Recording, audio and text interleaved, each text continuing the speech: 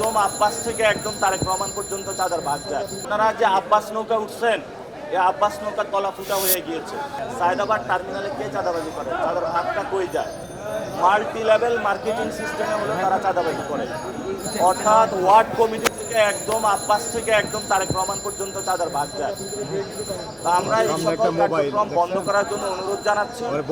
আমরা তাদের যে সন্ত্রাসী গ্যাংস্টারের যে ইকোনমি, এটা বাংলাদেশে গণ অভ্যুত্থানের পরে আমরা চাই না। আমি বলবো আমাকে শান্তিতে কাজ করতে দিন।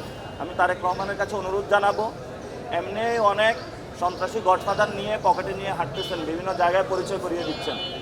আমাকে যদি ঘাটান, আমি আপনার পুরো বাংলাদেশের গডফাদার যারা আছে সন্ত্রাসী চাঁদাবাজ, যাদেরকে নমিনেশন দিয়েছেন, আমি সবার আমলনামা ইনশাল্লাহ প্রকাশ করে দিব।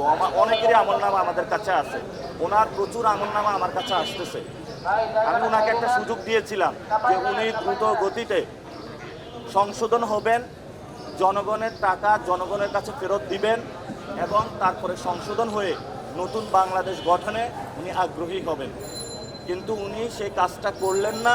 উনি পুরাতন বদ অভ্যাসের গোয়ার্তুমি শুরু করলেন। ছাত্রদল এবং যুবদলের যারা নির্যাতিত নেতাকর্মী, আমরা তাদের প্রতি একটি আহ্বান জানাবো, আপনারা যে আব্বাস নৌকা উঠছেন, এই আব্বাস নৌকার তলা ফুটা হয়ে গিয়েছে।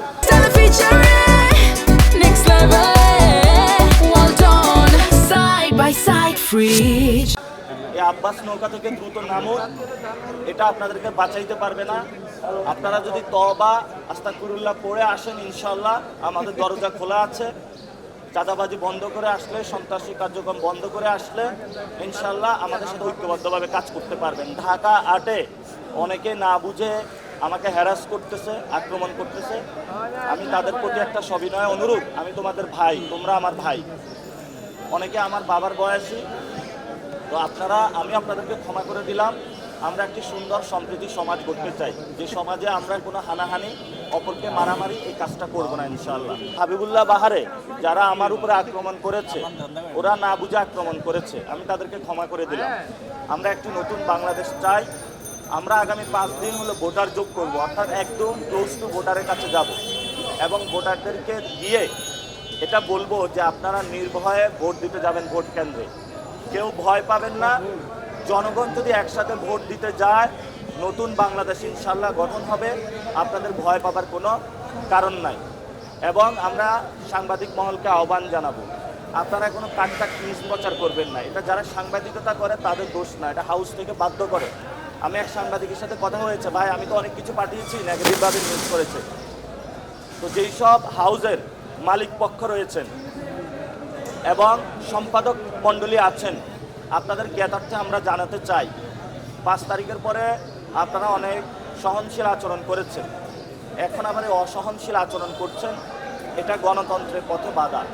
আমরা সবাইকে আহ্বান জানাবো, গণতন্ত্রের পথে আসুন, নতুন বাংলাদেশ গঠন করুন। সবার মধ্যে প্রতিযোগিতা হবে, জনগণ যাকে ভোট দেবে সে নির্বাচিত হবে। রায়টা আব্বাস ভাই আপনি হাতে তুলে দিবেন না, রায় জনগণকে হাতে দিন। জনগণ ভোট দিবে, আপনি গিয়ে সব ভোট দিবেন না। যারা ভোট কেন্দ্র দখলের চিন্তা করতেছে, ইলেকশন ইঞ্জিনিয়ারিং এর চিন্তা করতেছে, আমরা আশা করি তারা নতুন বাংলাদেশে এই পথ পরিহার করবে। সবাই নতুন বাংলাদেশের পথে চলা শুরু করবে। এলো খবরের কাগজ, নিখাত, নির্ভীক, নিরপেক্ষ।